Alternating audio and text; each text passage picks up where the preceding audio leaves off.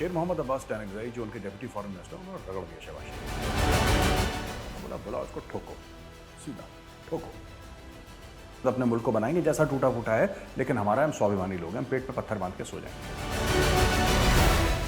ये कोई ऐसा मतलब देश नहीं बचा जिनकी पाकिस्तान के साथ रिलेशनशिप ठीक हो, जिससे कम से कम ये 2-2, 3-3 बार ना खिला वतन है, कोई वतन के अंदर है, किसी के ऊपर 10 FIR हैं, किसी के ऊपर 50 FIR हैं, एक दूसरे को गाली गलौज।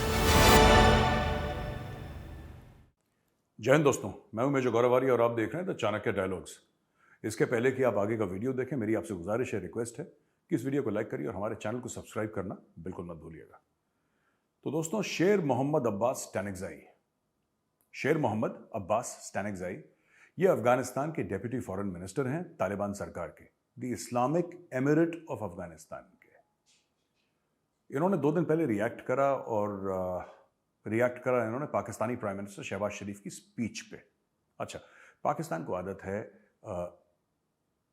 दूसरों के मामलों में हस्तक्षेप करना, कमेंट करना, हर समय दूसरे के मामले में कुछ ना कुछ, क्योंकि पाकिस्तानी अपने दिमाग में अपने आप को आलम इस्लाम का लीडर समझते हैं। सारे मुसलमानों का वो लोग अपने आप को हेड समझते हैं, लीडर समझते हैं, जबकि ऐसी कोई बात नहीं है।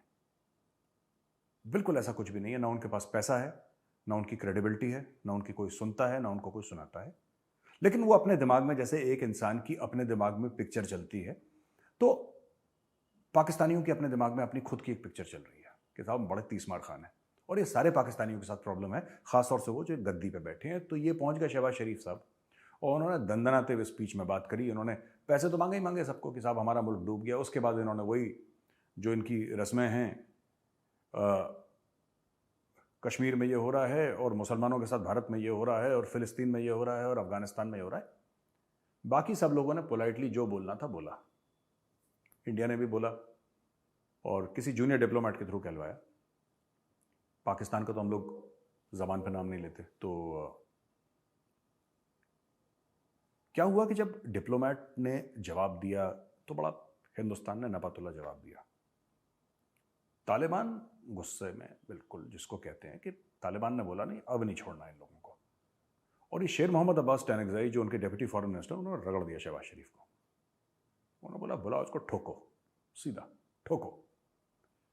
कहा ये लगभग ये कह दिया उन्होंने कि तुम ब्लैकलिस्टेड हो IMF से, तुम्हें पैसे नहीं मिल रहे, तुम भीख मांगते हो, और भाई अगर तुम्हें पैसे चाहिए तो हमारे कंधे से बंदूक क्यों फायर कर रहे हो, हमारे मुल्क का नाम क्यों ले रहे हो। अब पाकिस्तान ने वही रोना शुरू कर दिया कि अफगानिस्तान में टेररिस्ट हैं। उनका मतलब था तहरीक-ए-तालिबान पाकिस्तान। ग्रुप का नाम देखिए दोस्तों, जिस ग्रुप के बारे में शिकायत कर रहा है उसके नाम में भी पाकिस्तान लिखा हुआ है, और ये दोष दे रहे हैं किसी और दूसरे मुल्क को। तहरीक-ए-तालिबान पाकिस्तान एक पाकिस्तानी ग्रुप है, एक पाकिस्तानी टेरर ग्रुप है, उसके लिए अफगानिस्तान को दोष दे रहे हैं। हाँ ठीक है, वो लोग अफगानिस्तान जाते हैं, पाकिस्तान में ऑपरेट करते हैं, ये बात सच है। लेकिन पाकिस्तान रो क्यों रहा है TTP को लेकर, मुझे आज तक ये समझ नहीं आया। ये बात भी सच है कि 250-300 लोग उन्होंने मार दिए हैं पिछले 1 साल में TTP वालों ने पाकिस्तान के अंदर, जिसमें फौजी शामिल, जिसमें सिविलियन शामिल, जिसमें पुलिस वाले शामिल, सबको शामिल। और बहुत बुरी तरीके से उन्होंने पाकिस्तान को रगड़ दिया। लेकिन पाकिस्तान रो क्यों रहा है? पाकिस्तानी था जो बंदर की तरह उछल के गया था अफगानिस्तान के अंदर। 1979-89 के बीच में जब रूस ने कब्जा कर रखा था अफगानिस्तान में, तो पाकिस्तान ने पैसे लिए थे, ज़ियाउल हक ने पैसे लिए थे अमेरिकन ने दखल अंदाजी करने के लिए। वहां पे इन्होंने गृह युद्ध करवा दिया। पाकिस्तान ने पैसे लिए और अफगान सिविलियंस थे उनको हजारों की तादाद में मरवा दिया, क्योंकि इनको पैसे मिल रहे थे। भाई आप खून को हाथ लगाएंगे तो हाथ तो आपके लाल होंगे ना। अब इनको प्रॉब्लम हो रही है। इन्होंने ये गिरोह खड़े करे पाकिस्तान ने कि ये लोग जाके अफगानिस्तान और कश्मीर में जिहाद लड़ेंगे। अफगानिस्तान में आ गया तालिबान, वो तो जिहाद के बाप हैं, उनके खिलाफ कौन जिहाद लड़ेगा, किसका दिमाग खराब है। और यहां पे इंडियन आर्मी ने लाइन ऑफ कंट्रोल पूरी ब्लॉक कर दी। 370-35 साइड, यहां पे भी जिहाद खत्म हो गया, वहां पे भी खत्म हो गया। जब पाकिस्तान के पश्चिम में जिहाद खत्म हो गया और पूरब में जिहाद खत्म हो गया, यानी कि कश्मीर में, तो जो जिहादी थे वो कहां जिहाद करेंगे, बीच में ही तो करेंगे। और पाकिस्तान बन गया सैंडविच।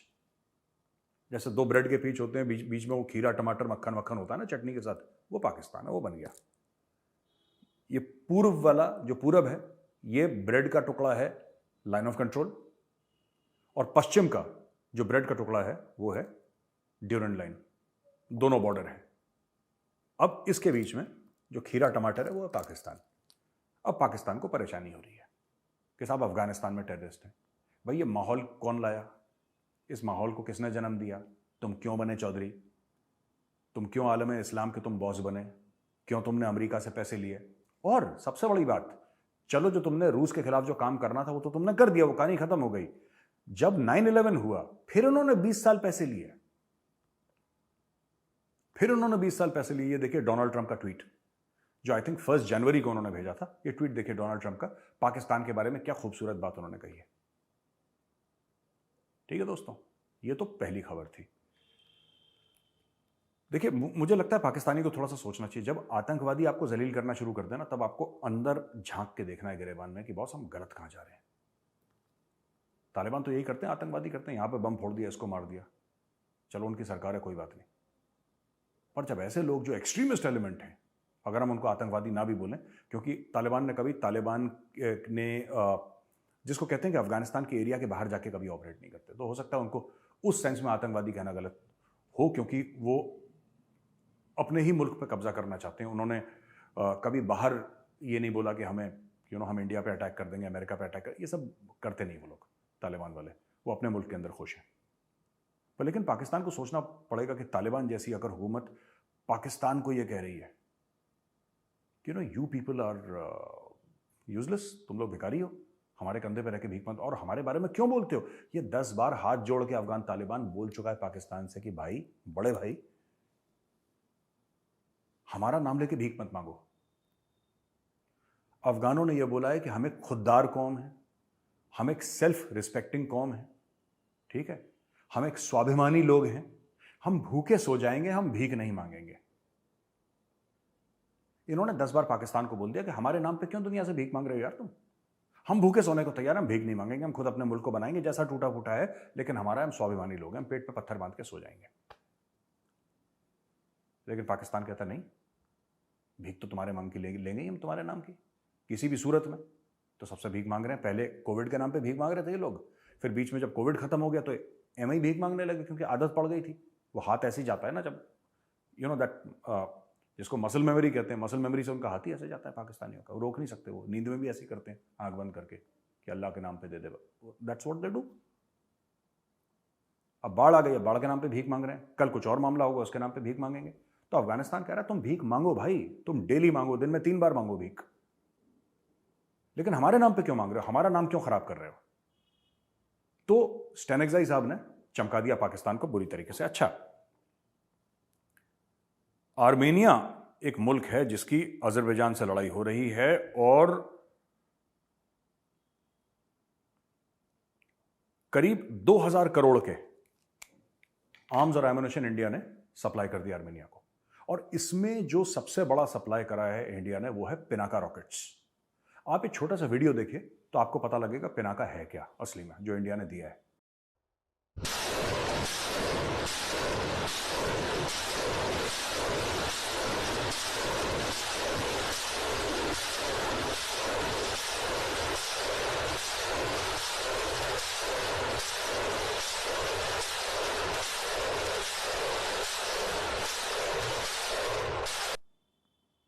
दोस्तों, ये इंडिया ने खुद बनाया है पिनाका, खुद डिज़ाइन करा है, और ज़बरदस्त घातक हथियार है। मल्टीपल बैरल इसमें होती हैं और रॉकेट्स इसके अंदर से निकलते हैं, जैसा आपने वीडियो में देखा। और जहां पे रॉकेट्स गिरते हैं, कहा जाता है कि उतने स्क्वायर 1 किलोमीटर बाय 1 किलोमीटर या 800 मीटर बाय 800 मीटर, जो भी एरिया है उसका, मुझे ऐसे याद नहीं आ रहा, वो पूरा राख हो जाता है। जहां पे रॉकेट्स गिरते हैं पूरा राख कर देते हैं। बहुत ही खतरनाक है पिनाका। पिनाका का मतलब क्या है? पिनाका एक संस्कृत शब्द है, और पिनाका है महादेव का जो धनुष था, शिवजी का जो धनुष, उसका नाम पिनाका है। तो शिवजी के धनुष के नाम पे ये वेपन सिस्टम्स इंडियन आर्मी ने बनाए पिनाका, और बहुत, जिसको कहते हैं घातक, बहुत ही खतरनाक, और इसकी मार से कोई बच नहीं पाता। लंबे लंबे डिस्टेंसेस पे ये जाके रॉकेट्स गिरते हैं, एक्यूरेट हैं, प्रिसाइज हैं, और इंडियन आर्मी यूज कर रही। तो वही चीज फिर हमने एक्सपोर्ट कर दी। अच्छा, ये तो दूसरी खबर है। तीसरी खबर, एक चाइनीज डेंटिस्ट है जिसको कराची में मार दिया। दोस्तों अब देखिए ना, ये हो क्या रहा है। आपने देखा दासू डैम पे वो 8 9 10 चाइनीज मार दिए थे। फिर उसके बाद वो जो कन्फ्यूशियस इंस्टीट्यूट था कराची में, वहां पे बलोचों ने सुसाइड बॉम्बिंग कर दी थी। सिंधु देश करके एक आउटफिट है जो कि कह रही है कि सिंध जो है एक बहुत बड़ा राज्य है पाकिस्तान के अंदर, उसको आज़ाद होना चाहिए। सिंधु देश वाले इन्होंने अटैक कर दिया चाइनीज़ को। क्यों? क्योंकि इनको लगता है कि चाइनीज़ आ रहे हैं। वैसे चाइनीज़ की आदत है, जहाँ जाते हैं गंद मचाते हैं लोग, इसलिए पाकिस्तानियों की बनती भी इनसे, लाइक माइंडेड पीपल। तो इन्होंने क्या करा कि ये गए और यहाँ पे ये कुछ अपना चला रहा था वहाँ पे अपना बिजनेस। इसका ना ये डेंटिस्ट का दांत वांत ठीक करता था लोगों के, और काफ़ी सालों से था पाकिस्तान में। इसकी बीवी सब लोग यहीं पे सेटल थे, और इनके जो असिस्टेंट था, नौकर वोकर थे, सब वहीं पे थे। तो इनके ऊपर भारी अटैक हो गया और सिंधु देश वालों ने बोला कि तुम निकलो। ये एक पैटर्न है। देखिए, चाइनीज के पीछे बलोच भी पड़े हैं, पश्तून भी पड़े हैं, और अब सिंधी भी पड़ गए इनके पीछे। तो ये बहुत, मैं आपको बता रहा हूं, ये और होगा। ये अभी आगे चल के अटैक और बढ़ेगा। इसके पहले कि पाकिस्तानी मेरे ऊपर एफआईआर फाइल करते हैं, 2 2 3 3 तो फाइल कर रखे हैं इन लोगों ने मेरे खिलाफ पाकिस्तान के अंदर। लेकिन मैं फिर आपको बता दूं, इसके पहले मेरे ऊपर फाइल करें एक और एफआईआर। मैं एक बात बताना चाहता हूं, तुम लोगों की हरकतें ऐसी हैं कि लोग ऐसे ऐसे काम करते हैं, तुम्हारी हरकतें ऐसी, you do not engage with people. आपको लगता है कि हम मार मार के सबको दुम्बा बना देंगे, सब लोग हमारी बात मान लेंगे। अब वो लोग रिएक्ट कर रहे हैं वहां पे। ठीक है साहब, ये खबर है। एक तीसरी खबर है बड़ी इंटरेस्टिंग, बिलावल भुट्टो। और मैं चाहता हूं कि इसमें आप जरा ये बिलावल भुट्टो का आप पहले वीडियो देखें। I don't like to see our relationships as mutually exclusive. I see them standing alone. And rather than being a point of competition or a venue for these divisions to be exacerbated, I would like Pakistan to continue to play a role that we have done in the past. And Pakistan originally played the bridge between China and the United States, resulting in diplomatic relations between the two countries.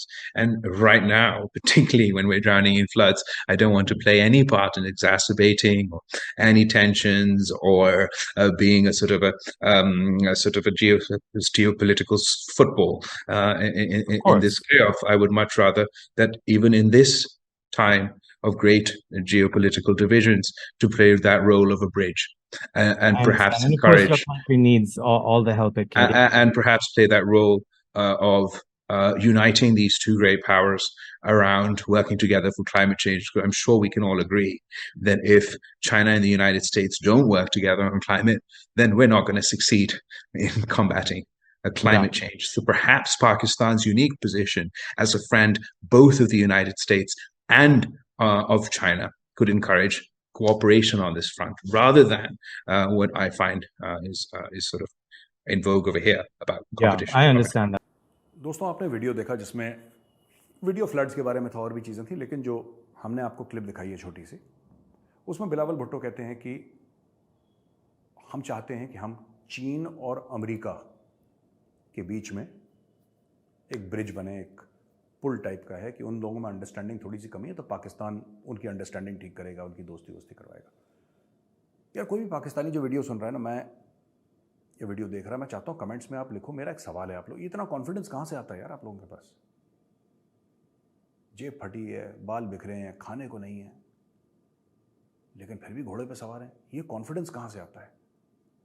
ऐसा कौन सा च्यवनप्राश खाते हैं आप लोग कि इतना confidence आपके अंदर आ जाता है? कौन से बादाम खाते हैं?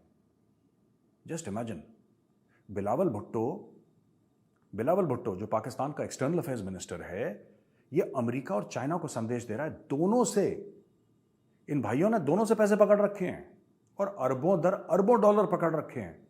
30 40 अरब डॉलर पकड़ रखे हैं इन लोगों ने, और कोई वापस करने का नामो निशान नहीं है।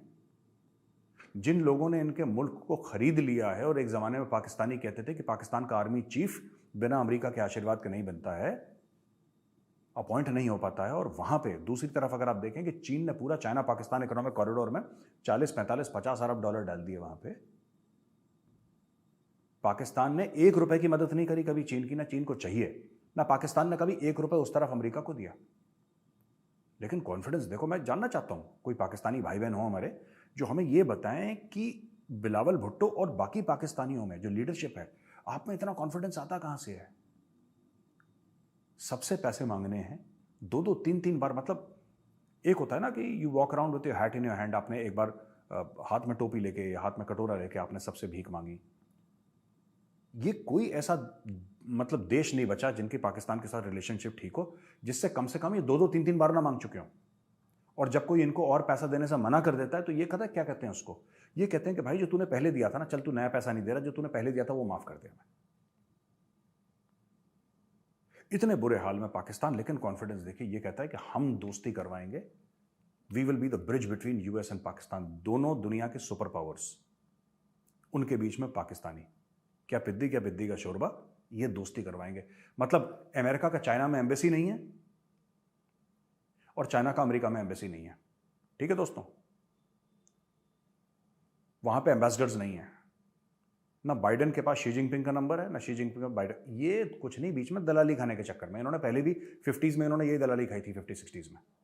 ये दलाली खाने के चक्कर में कभी खुद मेहनत मत करना, कभी खुद काम मत करना, खुद मजदूरी मत करना, खुद मतलब कोई ऐसी चीज मत कहना, पसीना मत बहाना जिससे कि तुम्हारे देश की तरक्की हो, पाकिस्तान की तरक्की हो। हर समय कटोरा लेके भीख मांगना। और सबसे बड़ी बात, अपने लोगों को यह बताना कि भाई तुम्हें पालना हमारी जिम्मेदारी नहीं है, दुनिया की जिम्मेदारी है। दुनिया पालेगी तुम्हें क्योंकि तुम्हारे पास न्यूक्लियर वेपन है, इसलिए दुनिया की मजबूरी है तुम्हें पालना। तुम कितने बड़े नालायक हो, दुनिया की मजबूरी है तुम्हें पालना। तो ये भाई लोग अब लगे हुए हैं इस चीज में। ये एक खबर है। अब देखिए, जो हिजाब वाला मामला था ना, आपको याद होगा, जो ईरान में अभी भी चल रहा है हिजाब वाला, आप समझ लीजिए तालिबान के अंडर, तालिबान जो बिल्कुल कट्टर मुस्लिम देश है। मतलब मुझे नहीं लगता कि तालिबान से कट्टर कोई हो सकता है। सऊदी अरब भी इतना कट्टर नहीं जितना तालिबान है। वहां की औरतें सड़क पे आ गई ईरान में अपनी बहनों के सपोर्ट के लिए कि हिजाब विजाब हटाओ ये, ठीक है। तालिबान को हवा में गोली चलानी पड़ी उनको, तितर बितर करने के लिए, भागो यहां से। फिर थोड़ी देर के बाद वो औरतें आ गई।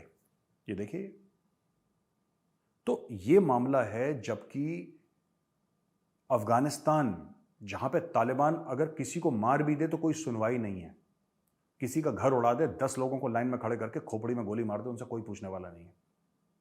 वो बेताज बादशाह है अफगानिस्तान के, उनसे कोई रूल ऑफ लॉ नहीं है वहां पर। तालिबान ने जो बोला वो मार दो, छोड़ दो, बख्श दो, उस टाइप का रूल है वहां पे।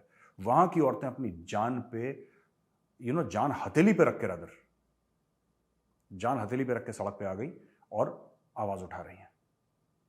एक टर्किश सिंगर है, वो भी बड़ी यंग सी लड़की है, वो स्टेज पे उसने अपने बाल काटे। ये बाल काटने की जो रस्म है ये चल पड़ी है ईरान से, जहां पे औरतें अपने बाल काट रही हैं और बोल रही हैं कि हिजाब जो है नर्क है, इसको फेंको, आग लगाओ इसमें। और तुम ये चाहते हो ना हम अपने बाल ढकें, इसीलिए तुम हिजाब करते हो ना कि हम अपने बाल ढकें, लो हमने बाल ही काट दिए। ये एंगल है बाल काटने का। उस टर्किश सिंगर ने, जो कि एक मुस्लिम कंट्री है टर्की, उस सिंगर ने स्टेज पे अपने बाल काट दिए, फेंक दिए। वो भी सपोर्ट कर रही है। तालिबान जैसे जगह, अफगानिस्तान में जहां पे तालिबान का राज है, अफगानिस्तान, वहां पे लोग कर रहे हैं दुनिया भर में, लेकिन हिंदुस्तान में चुप। हिंदुस्तान में जो इंटेलेक्चुअल्स हैं, हिंदुस्तान में जो खासतौर से मुस्लिम पॉलिटिकल लीडरशिप है, बिल्कुल चुप है। वोट चले जाएंगे भैया, वोट नहीं मिलेंगे लोगों से। आपको इस्लाम के नाम पे वोट तो बटोरने हैं। मुसलमान का क्या हाल है, बच्चों ने पढ़ाई करी नहीं करी, उनका सोशल स्टेटस क्या है, कितनी तरक्की, उससे कोई मतलब नहीं है। हिजाब चलने दो, हिजाब के नाम पे पॉलिटिक्स चलने दो। तो यही काम हो रहा है कर्नाटका में, यही तो हुआ है। अब आप देखिए, ये सब मैं आपको प्रूफ दिखा रहा हूं। और एक और स्टोरी है जो पाकिस्तान की है कि इशाक डर अभी नए फाइनेंस मिनिस्टर हैं। तो यहां पे लिखा है कि he is no longer a proclaimed offender. यार पाकिस्तान में ना सबके ऊपर एफआईआर है। इमरान खान के ऊपर दहशतगर्दी का एफआईआर है, वो कहते हैं टेररिस्ट है, आतंकवादी है। अपने खुद के फॉर्मर प्राइम मिनिस्टर को, इमरान खान तो प्राइम मिनिस्टर था कुछ महीने पहले, कहता नहीं भाई ये तो दहशतगर्द है, इसको टांगो, ठीक है। ये इसको दहशतगर्द कहता है, वो नवाज शरीफ को चोर डाकू कहता है। इशाक डर के ऊपर अलग एफआईआर है। ये इनकी आधी कैबिनेट तो तड़ी पार है।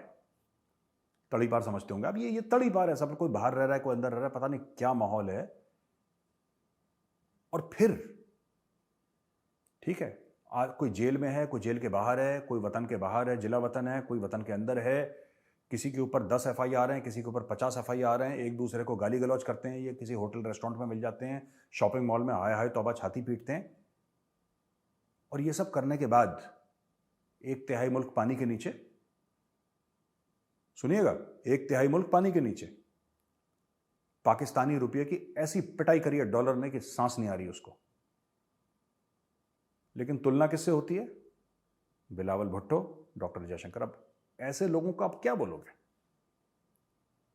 आप क्या लॉजिक समझा देंगे, कौन सा तथ्य दे देंगे कि पाकिस्तानियों को अच्छा लगेगा या जो समझ पाएंगे वो लोग? नहीं कर सकते। उनको कंपेयर करना है। They are comparing a child, ठीक है, डायपर पहना हुआ बच्चा है ये। बिलावल भुट्टो, जिसको पाकिस्तानी प्यार से बिल्लो रानी बोलते हैं, मैं नहीं बोलता, मैं ऐसे वर्ड्स यूज नहीं करता, बट पाकिस्तानी दोस्त हैं मेरे जान पहचान के लोग हैं जिनसे मेरी फ़ोन पे बात होती है। वो कहते हैं कि आज बिल्लो रानी वहाँ गया था, US गया था बिल्लो रानी। वो बोलते बिल्लो रानी, बिलावल बोलते ही नहीं इसको। लेकिन कई पाकिस्तानी जो कंपेयर करते हैं बिल्लो रानी का डॉक्टर जयशंकर, कहाँ डॉक्टर जयशंकर, कहाँ राजा भोज, कहाँ गंगू तेली, लेकिन फिर भी इनके दिमाग में ऐसा है ना। तो दोस्तों ये सब चल रहा है।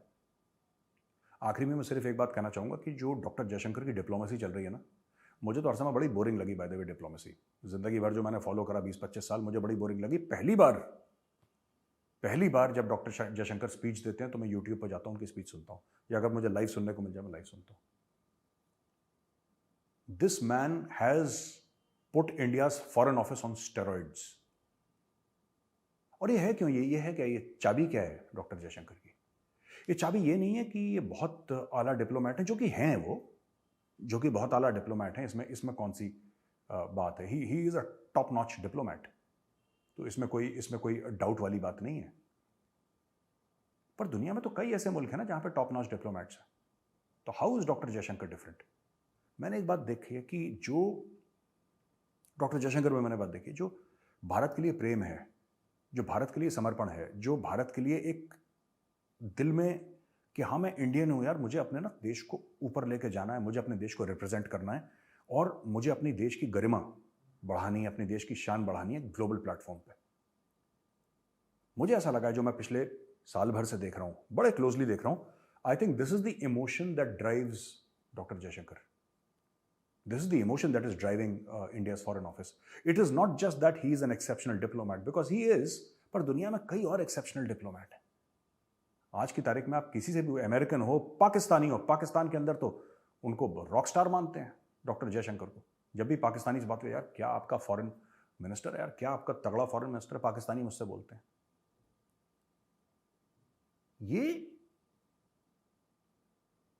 ये सिर्फ प्रोफेशनल एक्सेलेंस नहीं है, जो कि it's a given. He is a foreign minister, he will be professionally excellent. And there have been many foreign ministers in India in the past. और दुनिया भर में हर एक मुल्क का फॉरेन मिनिस्टर होता है, तो कोई ऐसी फॉरेन मिनिस्टर होना अपने आप में कोई इतनी बड़ी बात नहीं है. बड़ी बात है देश के लिए, पर दुनिया में कई हैं. Doctor Jaishankar is exceptional because of his sense of service,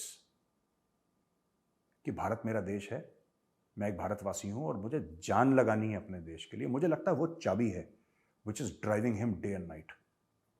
और मैं फिर से कहता हूं, मुझे कभी ना डिप्लोमेसी में, मुझे हर समय लगता है डिप्लोमैट्स ना दीज आर फडी डडीज यार. ये टाई पहन के अंग्रेजी बोलते हैं, वाइन पीने वाले, और एक इफेक्टेड एक्सेंट में बात करना. मेरा हर समय गलत था मेरे दिमाग में एक ओपिनियन, लेकिन ये ओपिनियन था. कई लोगों का ऐसा होता है. when you do not have that kind of knowledge, you often end up making assumptions which are maybe half true or untrue or whatever. पर जब से डॉक्टर जयशंकर आए हैं स्क्रीन पे, मैंने एक बात देखी कि दुनिया को हिला के रख दिया, और भारत का नाम बिल्कुल टॉप पे रखा है इन्होंने, बिल्कुल टॉप पे. तो we are lucky that we have doctor Jaishankar as our external affairs minister. And मैं तो मजाक में कह रहा था, मेरी बात चल रही थी पाकिस्तान में, तो पाकिस्तानी जो हैं वो ही इज़ अ डॉक्टर, वो कराची में डॉक्टर हैं, कह रहे हैं कि मेजर साहब ऐसा नहीं हो सकता कि डॉक्टर जयशंकर को आप हमें दे दें और हम आपको शहबाज शरीफ के साथ इमरान खान और बिलावल फ्री दे देंगे. मैंने नहीं भाई, नहीं, फ्री कुछ नहीं चाहिए, तुम अपने रखो, हम अपने रखते हैं. तो दोस्तों बस आज का वीडियो इतना ही था. मैं जल्द आऊँगा एक और वीडियो लेके. तब तक के लिए मैं आपसे अलविदा कहूँगा, और जाते जाते वही रिक्वेस्ट होगी कि इस वीडियो को आप लाइक करिए और हमारे चैनल को सब्सक्राइब करिए. जय हिंद.